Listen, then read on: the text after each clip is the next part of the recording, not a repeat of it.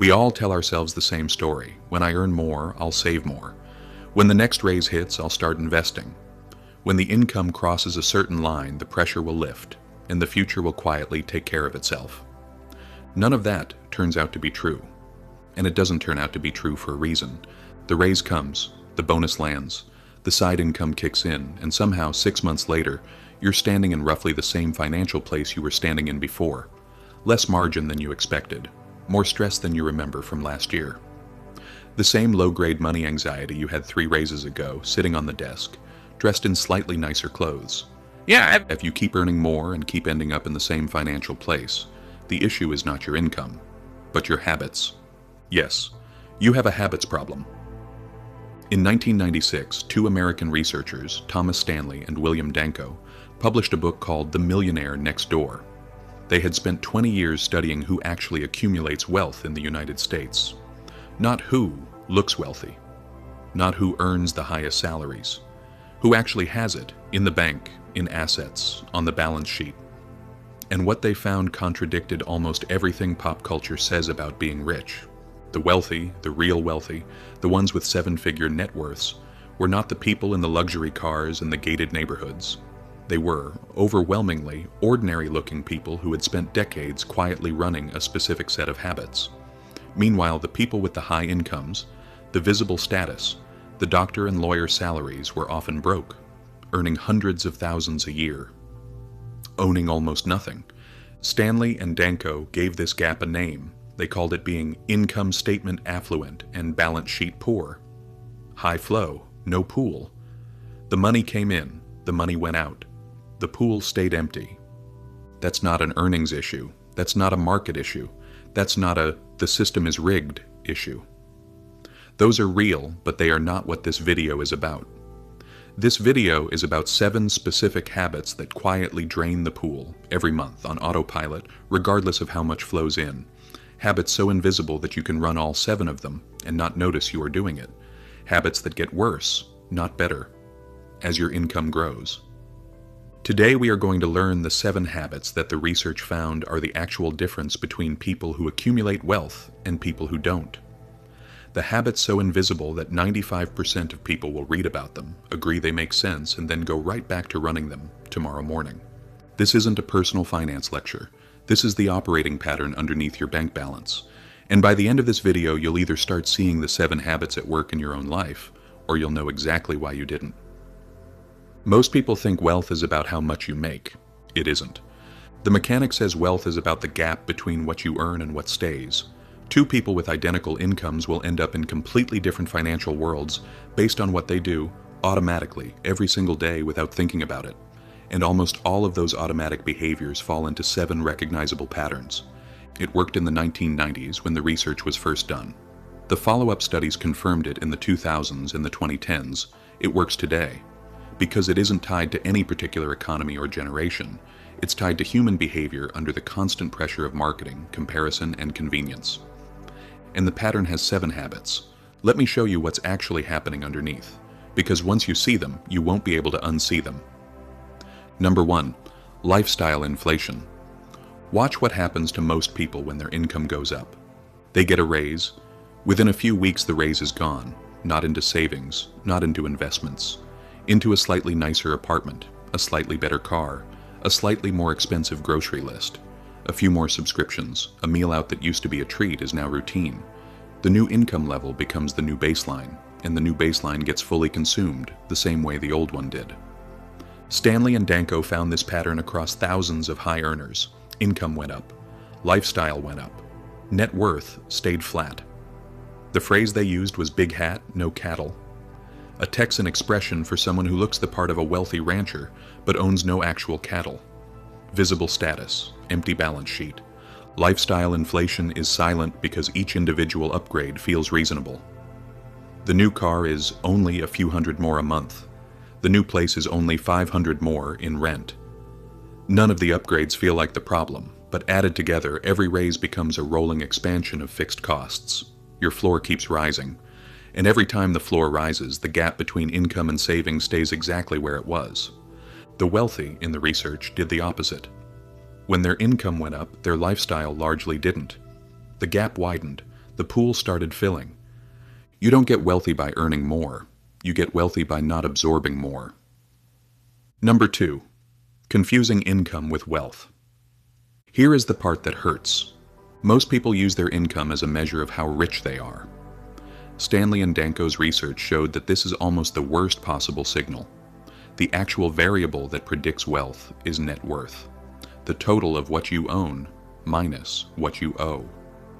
And the relationship between income and net worth is far weaker than most people assume. The book introduced a simple formula. Take your age, multiply it by your annual income, divide by 10. The result is roughly the net worth a typical person at your earning level should have accumulated by now. People at twice that number, the researchers called them prodigious accumulators of wealth.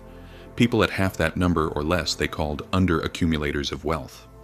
And the most striking finding was that high incomes produced almost as many under-accumulators as low incomes did, sometimes more.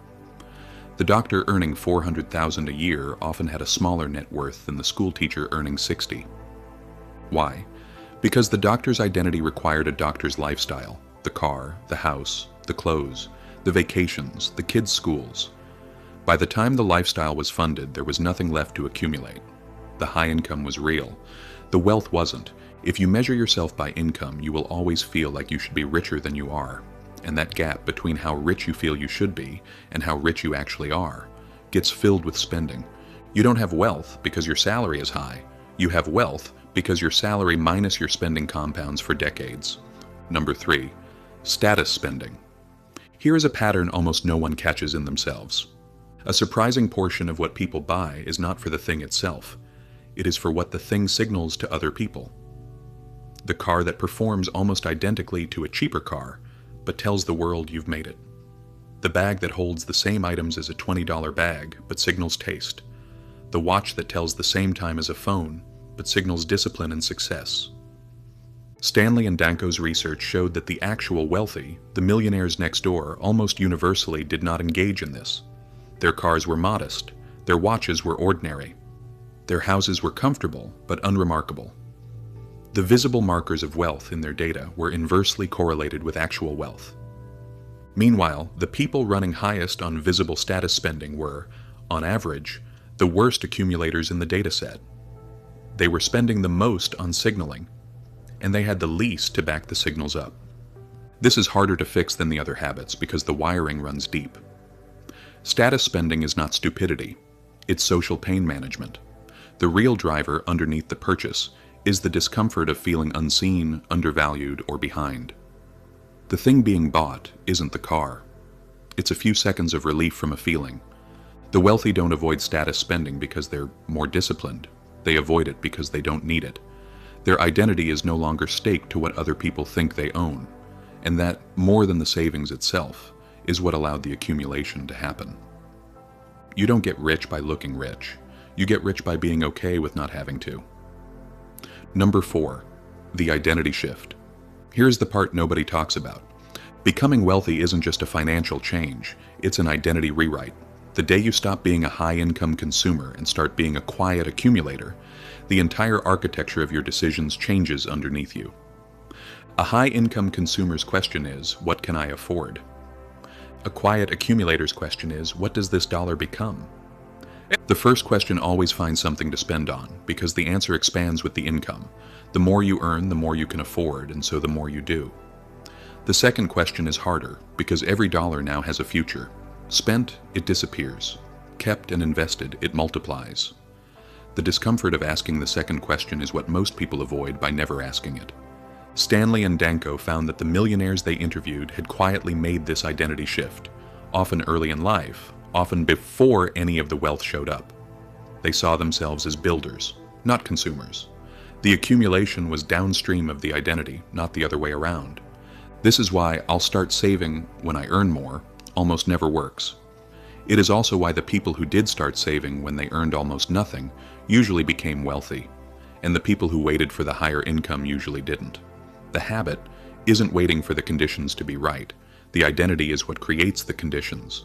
That discomfort, the feeling of choosing not to consume something you can technically afford, is not a problem. That discomfort is the new identity installing itself. Number 5. Why your brain fights this. If these habits are so well documented and the research has been around for 30 years, why doesn't everyone change? Because your brain is running software that wasn't designed for this environment. Human beings evolved in conditions where status, comfort, and immediate consumption were directly tied to survival. The person who got more food, more shelter, more visible standing in the group, had a better chance of living and reproducing. The brain you have right now is still running that ancient program. It still treats spending on visible markers of status as a survival win. It still treats lifestyle expansion as progress. It still treats restraint as loss. This program in a modern economy is catastrophic. The environment now offers infinite ways to signal status, expand lifestyle, and consume comfort on credit instantly, without any of the natural friction that used to limit consumption.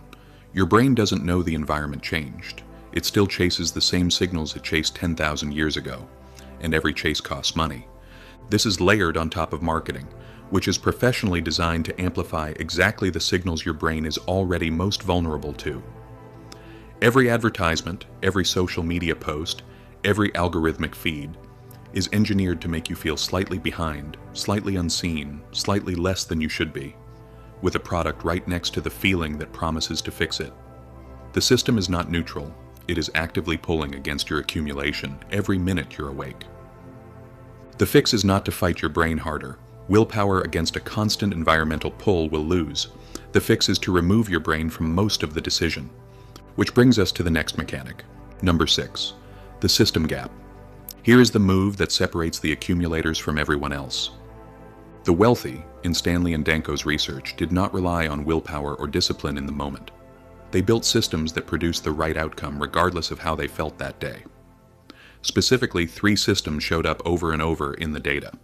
The first was automatic saving.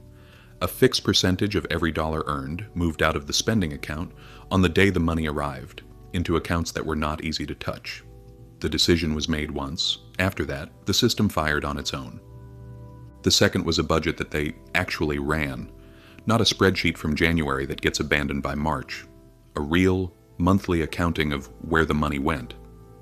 Stanley and Danko found that the typical millionaire knew with surprising precision what they had spent in the past year on food, clothing, housing, and transportation. The typical high-income non-accumulator did not. The accumulators measured. The non-accumulators didn't. The third was a written set of financial goals. Specific, numerical, time-bound. The accumulators almost universally had them. The non-accumulators almost universally didn't. The simple act of writing the target down and reviewing it kept the long-term goal alive in a brain that would otherwise default to short-term consumption. These 3 systems, automatic saving, real measurement, and written goals, are not glamorous. They are not exciting. They are also, statistically, the operating difference between the people who accumulate wealth and the people who don't. Most people skip them because they feel boring. The wealthy use them because they work. The non-accumulators are not failing because they're irresponsible. They're failing because they have no system. The accumulators are not winning because they're disciplined. They're winning because their system makes discipline irrelevant. Number 7, the compounding outcome. Let's run the timeline.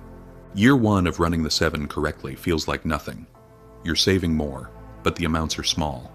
You're spending less on status, but the lifestyle hasn't visibly changed.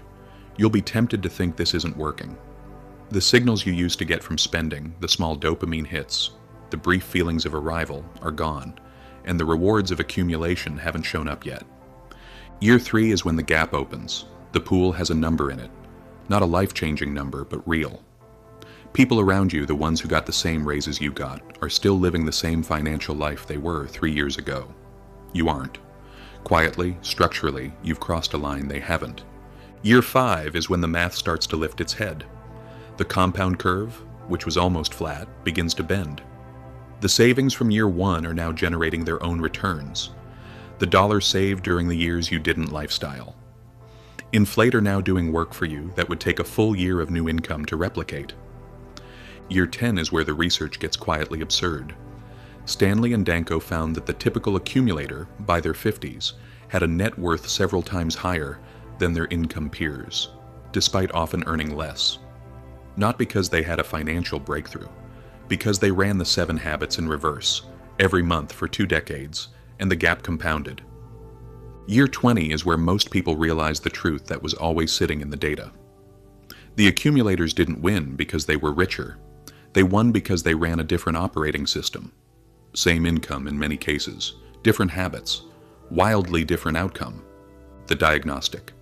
Here is where you are now. You know the 7. Now run them on yourself. Habit 1. Lifestyle inflation. Has every raise you've received in the last 5 years been quietly absorbed into a higher baseline, yes or no? Habit 2. Confusing income with wealth. Do you know your actual net worth today within 10%? If you don't, you're using income as a stand-in, yes or no? Habit 3. Status spending. In the last 12 months, how many things did you buy where the function could have been served by a cheaper version, and the difference was paid for the signal? Be honest. Habit 4. The identity gap. Do you see yourself as someone who builds wealth or someone who earns and spends? There is no neutral position. Whichever one you live as, that's the one you are. Habit 5. The environment. How much of your daily attention is being aimed at content designed to make you feel slightly behind? Social media, advertising, lifestyle content. What does your input diet look like? Habit 6. The system gap. Do you have automatic saving, real measurement of where your money goes, and written financial goals? All 3. Not 1, not 2, all 3. Habit 7. The timeline. How long have you been saying you'll fix this later? A month, a year, 5 years? The number itself is the answer. Score yourself. Not to feel bad. To know where you actually stand. What you do next is the only variable left. Most people will close this video, agree the framework makes sense, and tomorrow morning, they will run the same 7 habits they ran today. Not because they didn't believe the data, because the architecture of their day is built to make those habits effortless, and the alternatives effortful. The pool will keep draining at the same rate. In 10 years, the same conversation will happen with someone else's video. Nothing will have changed. The habits don't care whether you understand them. They just run. Or you can do something different. Today, not next month, today. Pick the one habit on the list that hit hardest. Just one. Build the system that makes the opposite behavior automatic. Let the rest stay broken for now. One installed habit beats 7 understood ones. Once one habit flips, the others get easier. If this video shifted something, leave it a like. Subscribe to Living in Atoms. We break down the mechanics behind the systems running your life, one at a time. And share this with one person who needs to hear it, because most of the people in your life are running these 7 habits right now, whether they know it or not. You don't need a higher income to escape being broke. You need to stop running the 7 habits that empty the pool faster than you can fill it. The habits are the leak. The system is the patch, and the door has always been open.